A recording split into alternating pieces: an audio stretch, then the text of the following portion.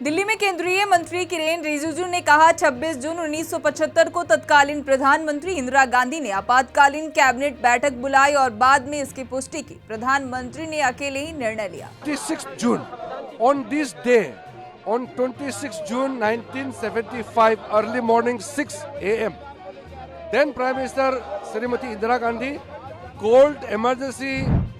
दिल्ली के मुख्यमंत्री और आपके राष्ट्रीय संयोजक अरविंद केजरीवाल को दिल्ली के राउज एवेन्यू कोर्ट में हिरासत में ले लिया गया। अरविंद केजरीवाल से हिरासत में पूछताछ की मांग करने पर सीबीआई की याचिका पर कोर्ट ने फैसला सुरक्षित रख लिया।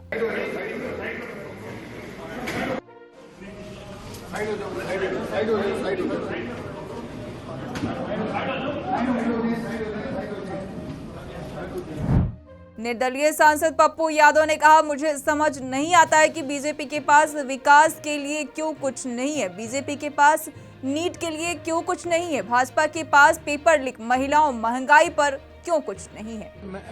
मुझे समझ में नहीं आता है कि बीजेपी के पास विकास के लिए कुछ क्यों नहीं है, बीजेपी के पास नीट्स के लिए कुछ क्यों नहीं है, एग्जामिनेशन परीक्षा लीक पर के लिए कुछ क्यों नहीं है, बीजेपी के पास महिलाओं के लिए कुछ क्यों नहीं है, महंगाइयों के लिए कुछ क्यों नहीं। बीजेपी 30 साल, 25 साल, 40 साल पुरानी बातों को, और जिस तरह एक ऐसे प्रधानमंत्री जिन्होंने देश को स्वाभिमान, सम्मान और अभिमान के साथ विश्व में सर्वश्रेष्ठ किया। दिल्ली में केंद्रीय मंत्री चिराग पासवान ने कहा, इमरजेंसी एक ऐसा दौर था जिसे इतिहास में एक काले खंड के तौर पर देखा गया। जिस तरह से इमरजेंसी के दौर में पूरे देश को बंदी बनाने का प्रयास किया गया, देश पर तानाशाही थोपने का प्रयास किया गया। इमरजेंसी का एक ऐसा दौर था जो इतिहास में एक काले खंड के दौर पर जिसको देखा गया।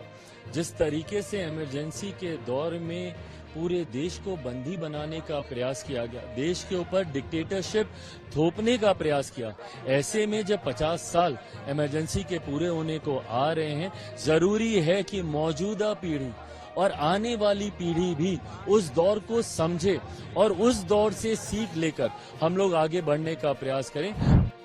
दिल्ली में इमरजेंसी की 50 साल के पूरे होने पर भाजपा सांसद कंगना रनौत ने कहा, जो सबसे ज्यादा संविधान की दुहाइयां देते हैं उनको इस बात की भी जिम्मेदारी लेनी चाहिए। देखिए, जो सबसे ज्यादा संविधान की दुहाइयां देते हैं तो उनको इस बात की भी जिम्मेदारियां लेनी चाहिए कि जो वो अपनी दादी के, अपने पिताजी के नाम पर जो है वो वोट बटोरते हैं, तो उनके किए गए कारनामों की भी क्या वो जिम्मेदारी लेते हैं। और आज जो संविधान की सबसे ज्यादा दुहाइयां देती हैं, ये भी जरूरी है कि उनका खुद का ट्रैक रिकॉर्ड वो देखें।